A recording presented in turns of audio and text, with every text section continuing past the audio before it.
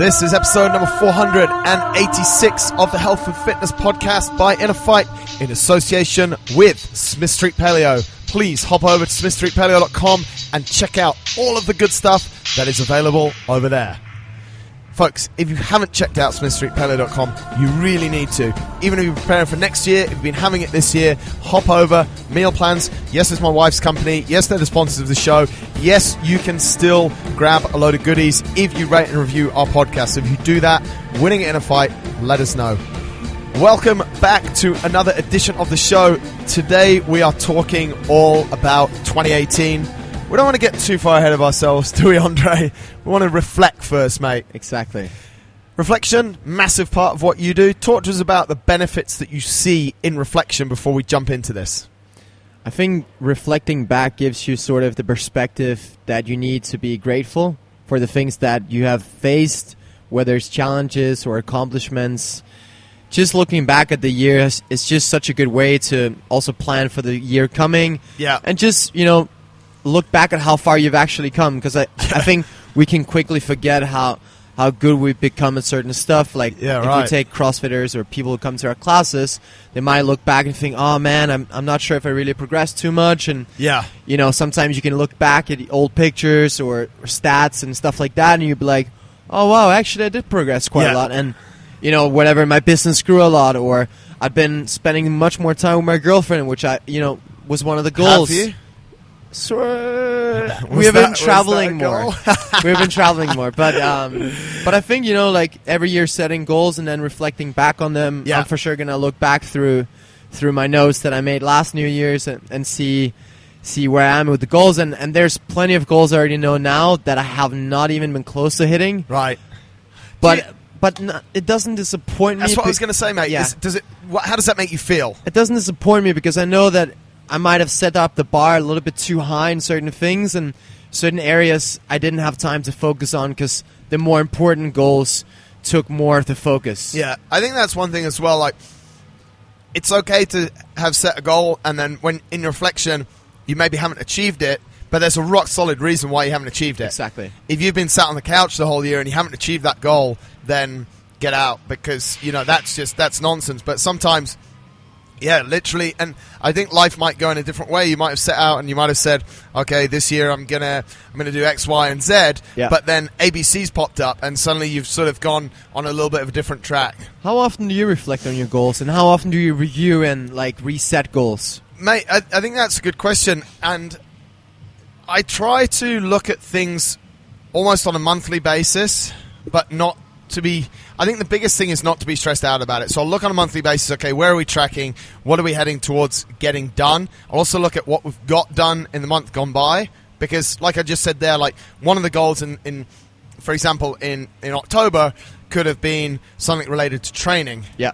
But then something else came up. Like if you'd have said to me, let's take the marathons, for example. Yep. What's your November fitness goal? If you'd have said that to me back in January, well, actually it was cycling.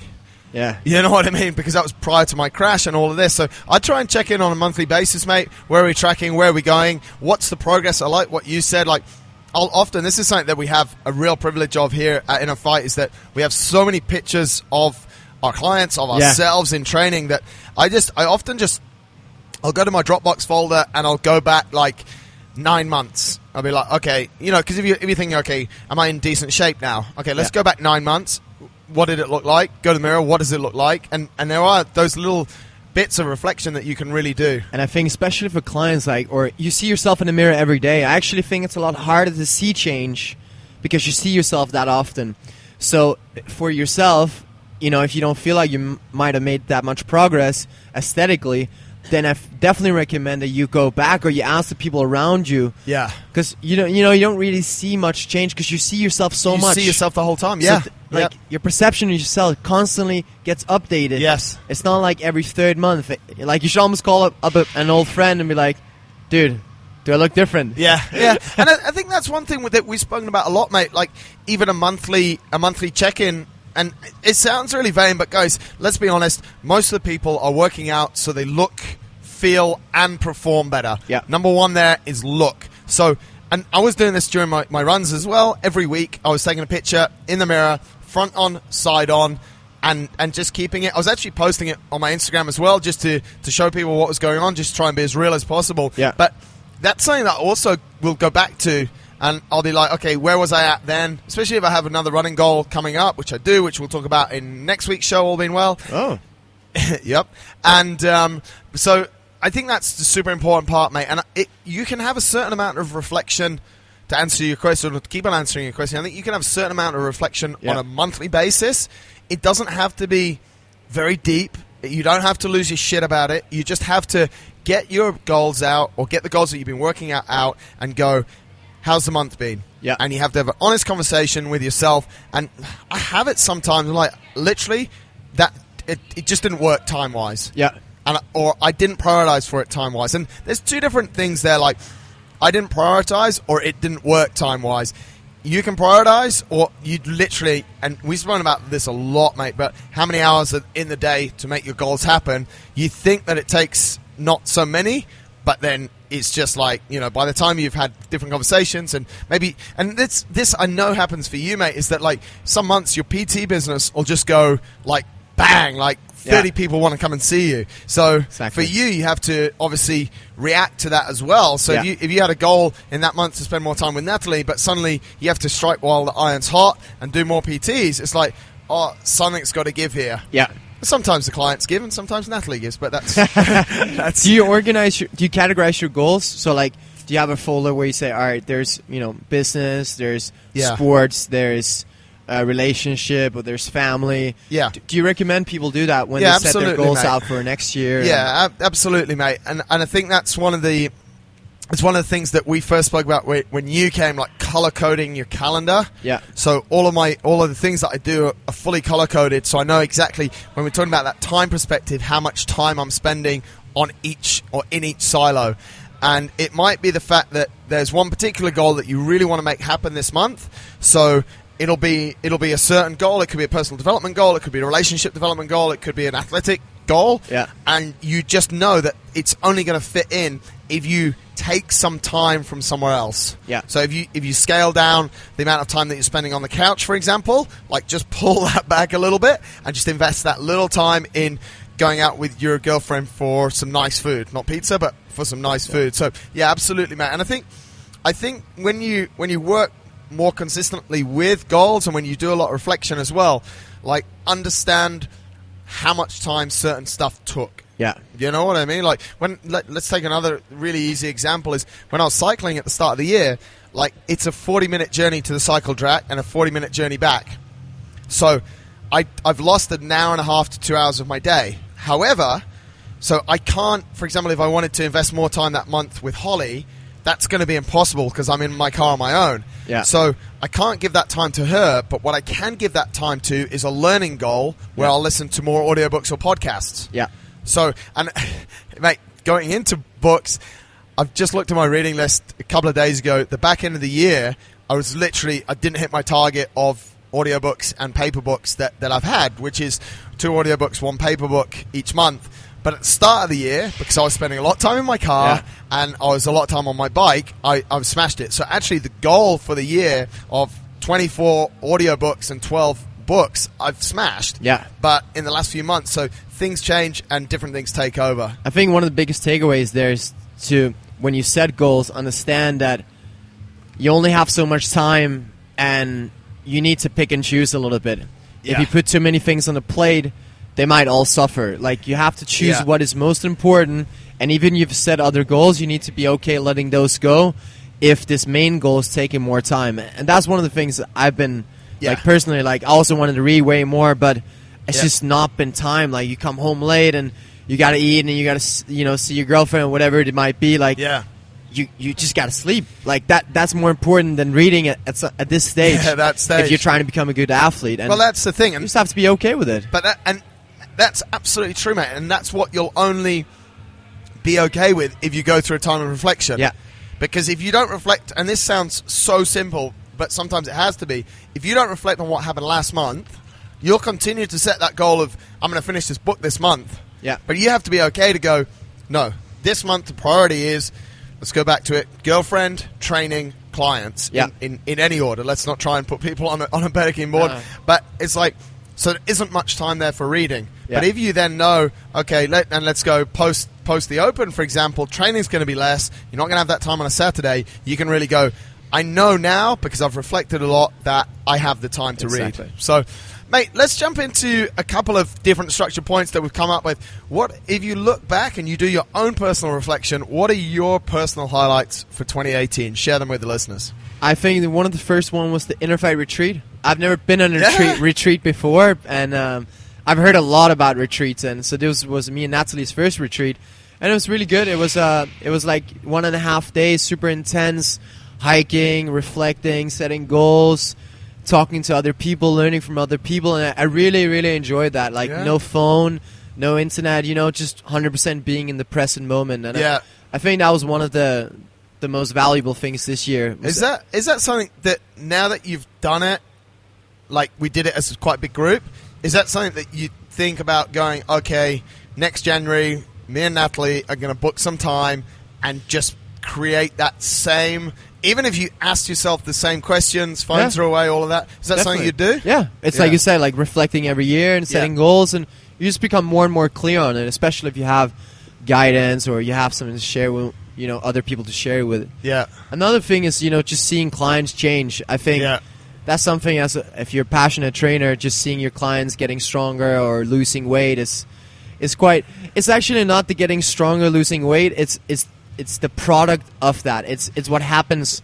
from that. Like if you take Mohammed, my client, like just seeing all the things that are happening in his life outside of training. This year's been just huge for him, right? It's crazy. Mate, tell us, I mean, we've got him in the notes for a bit later on, but you've hit on him. Tell us, give us a bit of background, like how he's changed as a person this year, because I think it's insane. It's crazy, like when he came in first time 2 years ago, it would be, it was just a total different person, and that person also maybe didn't know himself as well as he does today, because he hadn't been doing a lot of things. He wasn't able to because he was just too big. You can't even wear shoes, can't go to the mall, can't hang out with friends, can't really figure out what you want to do in life. And this year it's really grown a lot, and it just happened organically from losing weight, because then he was able to do more activities outside of training and outside of his life, and it's just been really, really amazing to see his life transform due to fitness, literally. And he's somehow got some a purpose now. Completely. Which is wild. Like, he's coming in before he just used to, even at the start of the year, mate. I think this has been something that's completely 2018. Yeah. Because the thing is as well, the first year he loses like 50 kilos, you're still 180. Yeah. Like, no one's in a great mood at 180 kilos. No. They're still suffering, but this year, he's come down under 150, and that's when he's down to 105 now. And now he's down at 105. Like, when he dropped below like 150, that's when I really started seeing a lot of change in him. He came in, he's like talking about different business ideas. Yeah. Like, imagine in 2017, he's not thinking about business. No. He's just thinking about how to get rid of all this weight, or probably not. He's probably thinking, actually, all different things. But I think that's something that's super powerful, mate, that you've really, you've unleashed in him, really. It's just been amazing to follow and to be a part of that journey. Also other clients, just seeing them get stronger and better shape, how when they tell me about their business life or private life, how that kind of starts sparking through being stronger and feeling more self-confident and just being more aware of the body, and like bringing in their friends for training, and like inspiring the others in the family. And I just think that's super cool. And if you really care about what you do, I think that's one of the most powerful things. Makes a big difference for you. Like, athletically, mate, highlights of the year.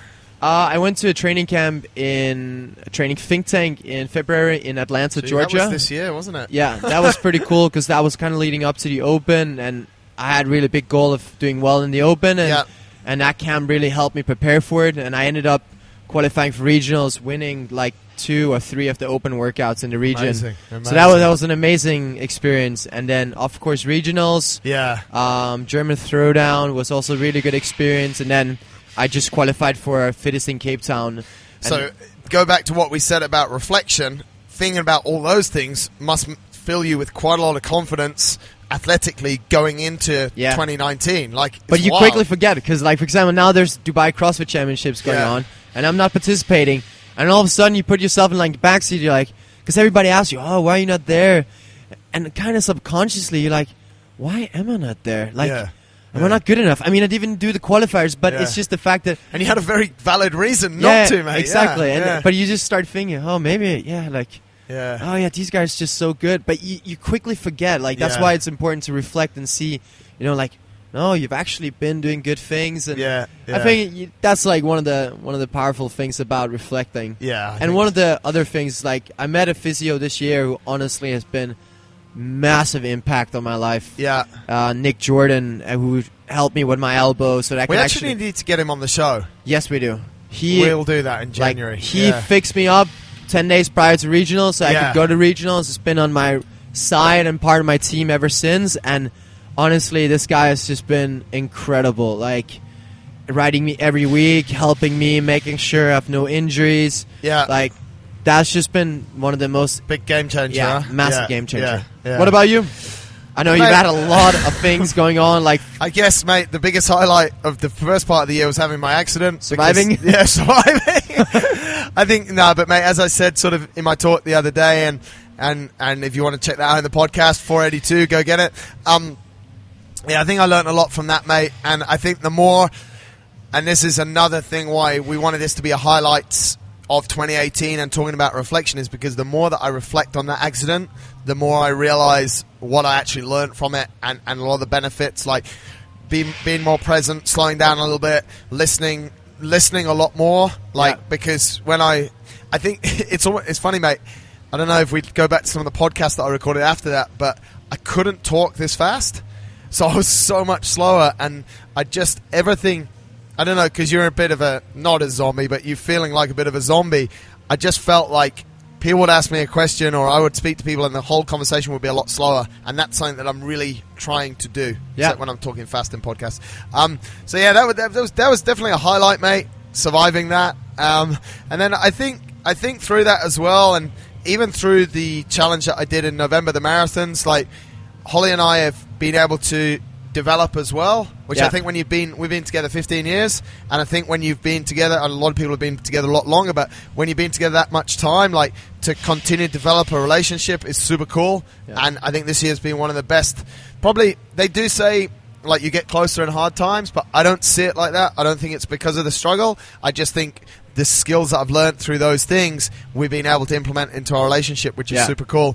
On a professional level as well, I think stories like you said from clients has been a massive motivator. Like, it really motivates me to make sure that we continue to do good things here at the gym and continue. I mean, we had a phone call the other day from a client who, he has someone that needs the similar guidance that you gave to Mohammed for his son. And it's like, it's so nice to be able to, before... This is not 100% true, but before we just used to say yes to everything and figure out a way to do it.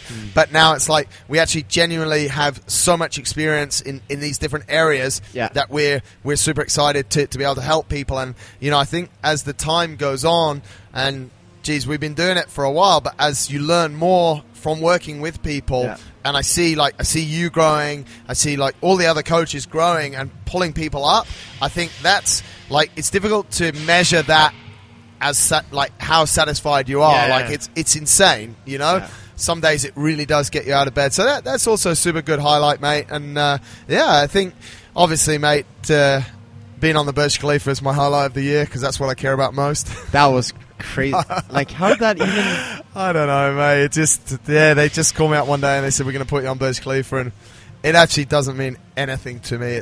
It's quite funny because, and this is the power of social media as well, like, people noticed that I was getting a lot more followers when I was doing my run, and they're like, oh, that's awesome, you're on Burj Khalifa, and none of it mattered to me in the slightest. No.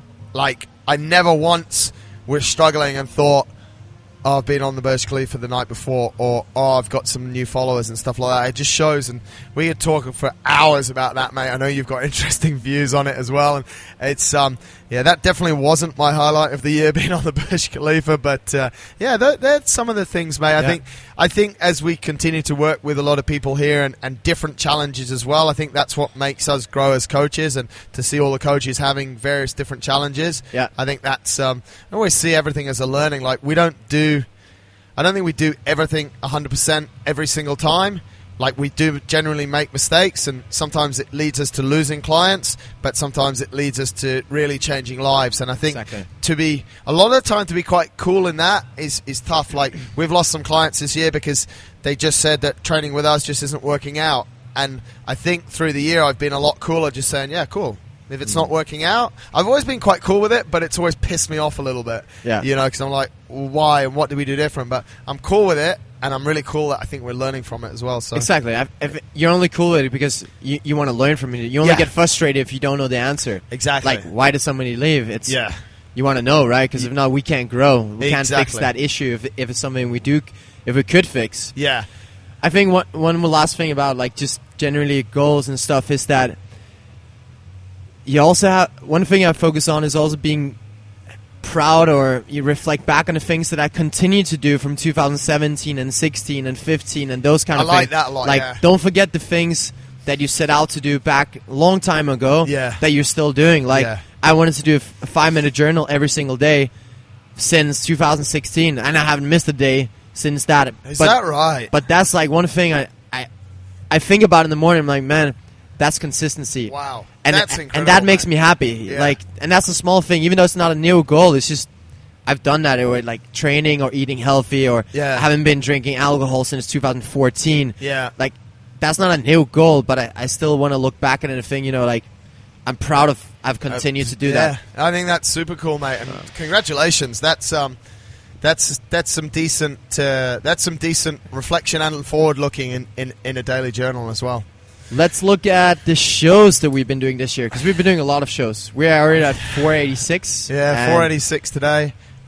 That's something I'm very proud of, mate, as well, that we have punched out. We've actually will have had 105 shows this year, because we did an extra show that we didn't give a number, that was the restructure of CrossFit, which was on Tuesday the 28th of August. We put that one out. We've only done one midweek show, and it was all about the CrossFit games, the changes and their impact, mate. Yeah. But I think you've got every reason, and I've got every reason to be super proud of, you know, we've put out 105 podcasts this year. And we don't make any money on it, and we're not doing it for that. We're doing just for the passion of it and learning and sharing cool stuff with you guys. Yeah, exactly. And yeah, it does help us to get some clients sometimes, but generally, I can't remember the last time someone walked in and said, I've listened to your podcast, I want to sign up for a program. So the motivation behind this, and I mean, that's why, mate, jumping into it, I'll rattle off my list first, and then I want to get yours.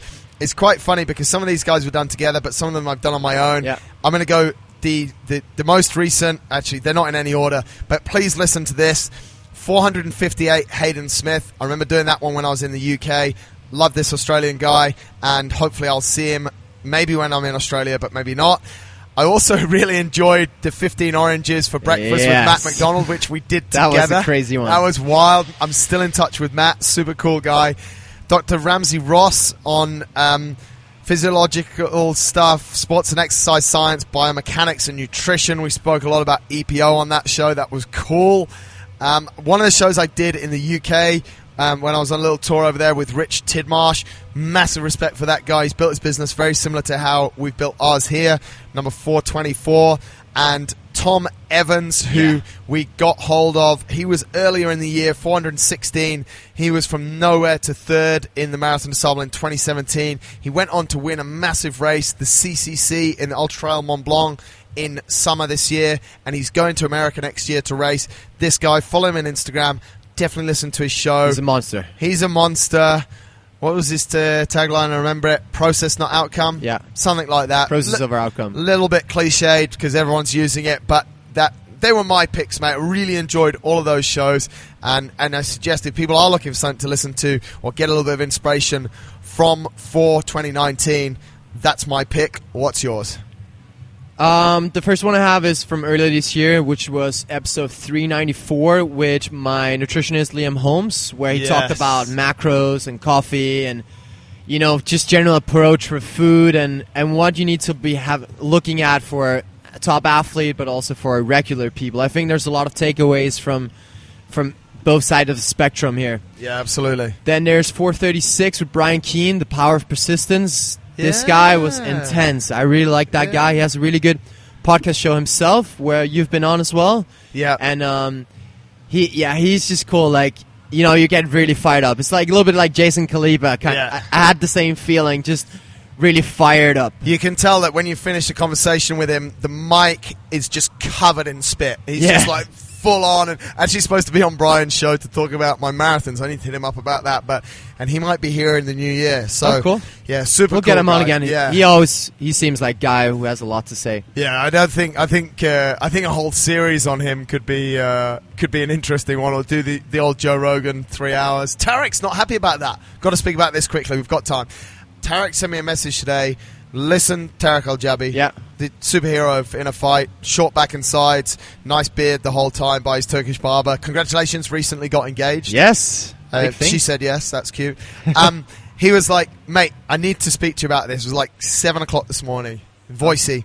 He's like, mate, I really need to speak to you about this. I'm listening to Joe Rogan, and he is all over the shop. He said he's 1 minute here, 1 minute there, and I've driven to the gym. I can't stand his show. So interesting. I can't stand Joe Rogan. Really? Show. Yeah, it's too long.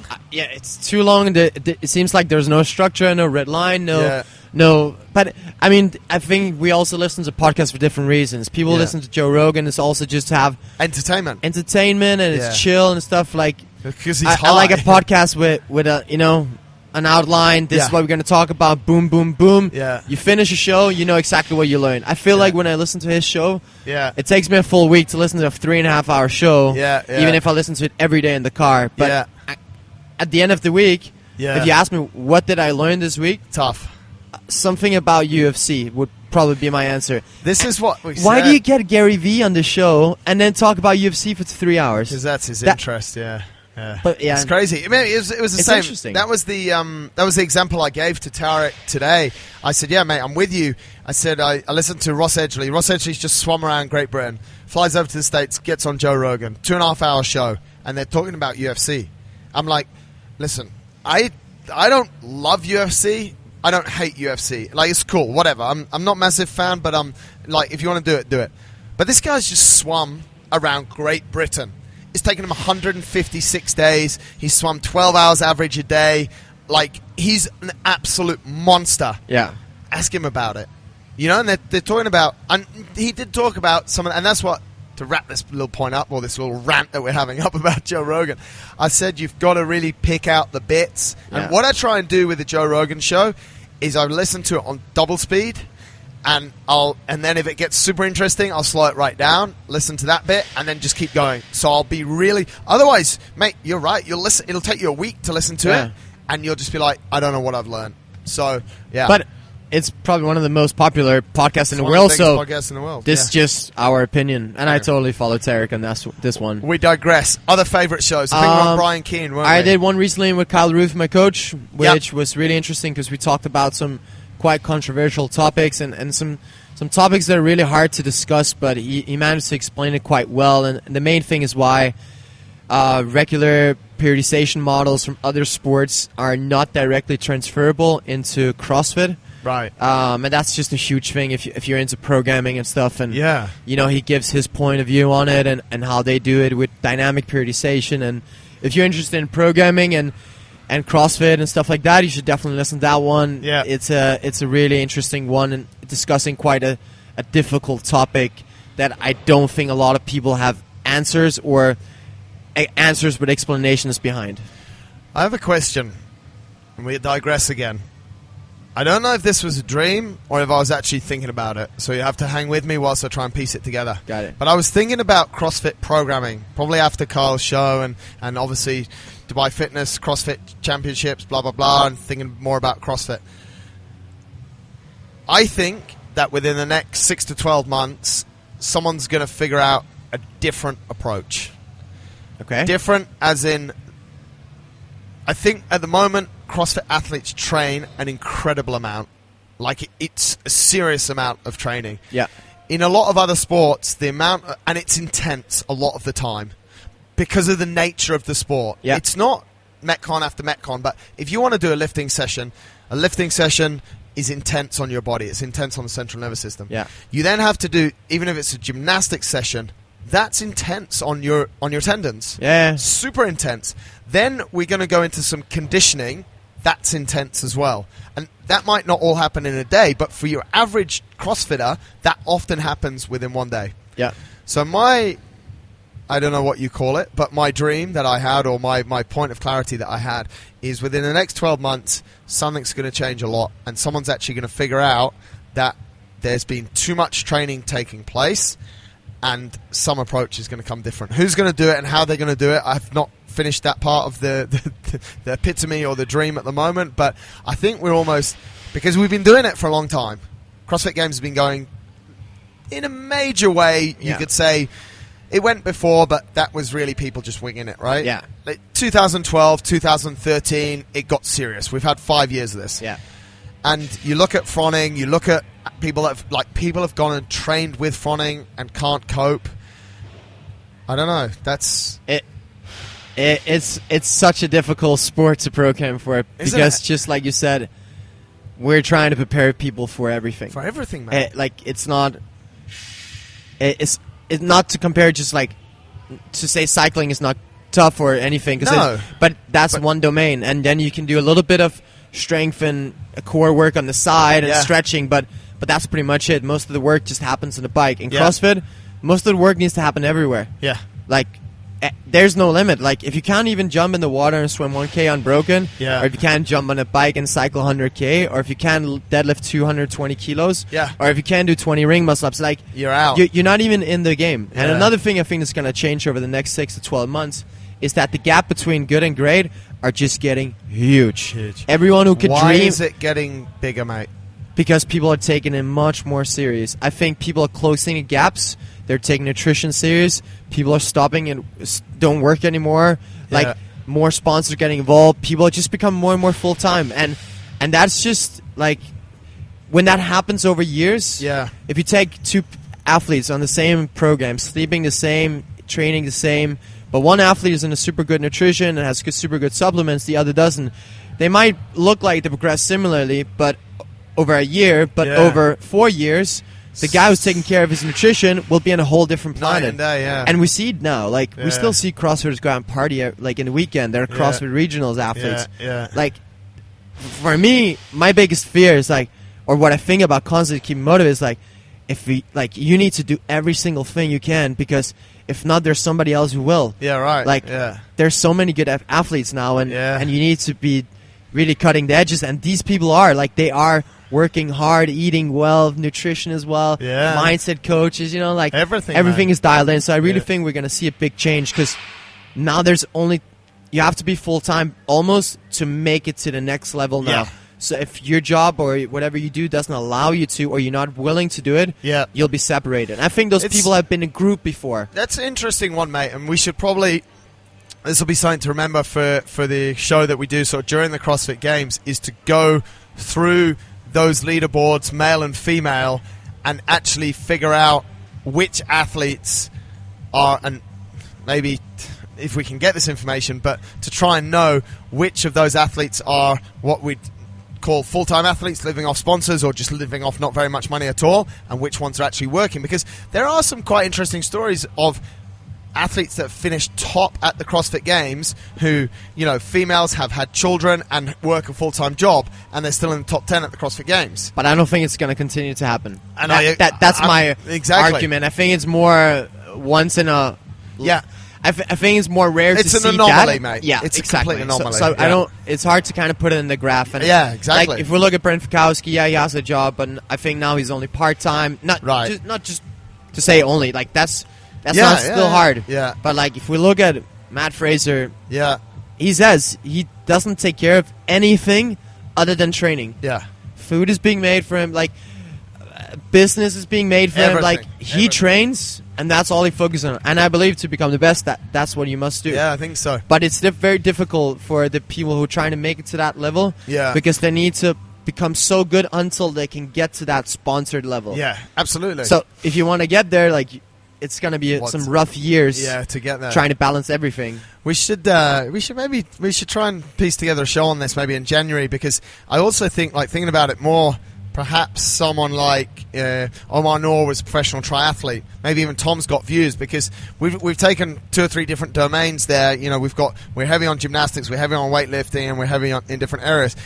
We've had that in triathlon for quite a long time, and we've also had this big gap between wannabe pro and actual pro. Yeah. And there's a lot of very, very good triathletes that are just they're borderline pro, but they're just living amateur lives. Yeah. So maybe there's something to learn within there as well. It'd be quite interesting, because they also have, like, if you think about the requirements for their swimming, like, you need almost a strength program for your upper body for swimming. Yeah. And then the muscles that you're using on your bike is a little bit different to what you're using on running. And then you've got running technique, and then you've got swimming technique. Yeah. So maybe that's a very good show for January, and maybe predicting where that CrossFit could go. But I think it's a really interesting time. You think it's an interesting time because you think the gap's going to change. I think it's an interesting time because I'm sure that someone's going to come with a breakthrough. That's a prediction for 2019. On reflection of 2018, maybe not. But then, so yeah.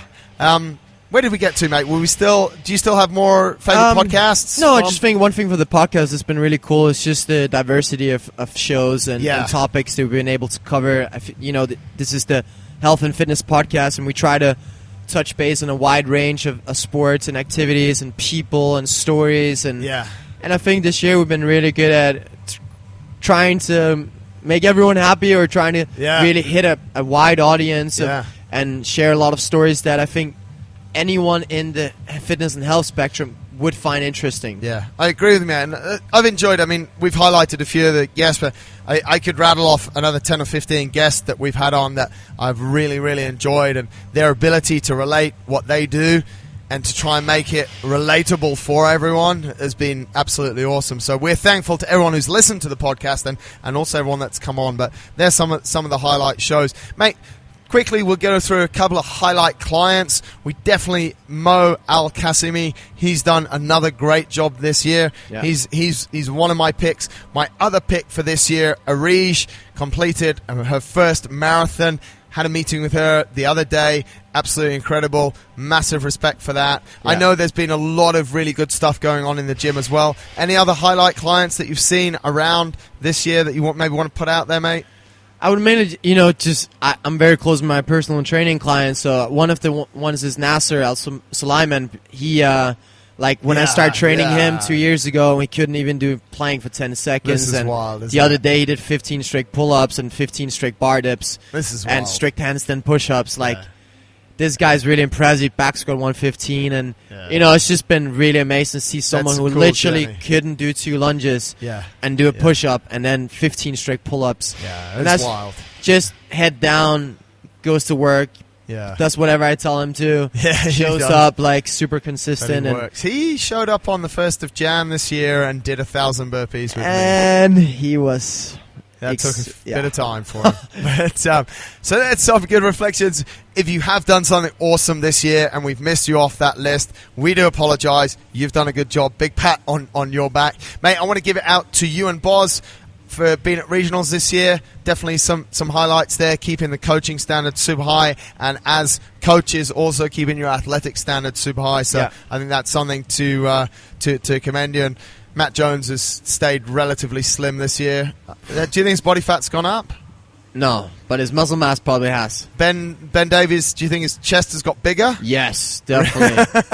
Ben has really... I think he's really nailed down his training this year. Yeah, I think he has. 2 sessions a day. Yeah. He's freaking engine. Yeah. Super good body weight strength. Yeah. He's just doing his thing. Yeah. Just works for him. It's just, it's been really nice to see. When you see someone who's doing something and it just clicks, you're going to see they're happy, they're progressing, they're just he's doing good. He's in the best shape he's been in. Yeah, and he's buzzing. It's been really awesome to see him do his thing. Yeah, mate, I think I absolutely agree with you. He's really inspired a lot of people to do the same.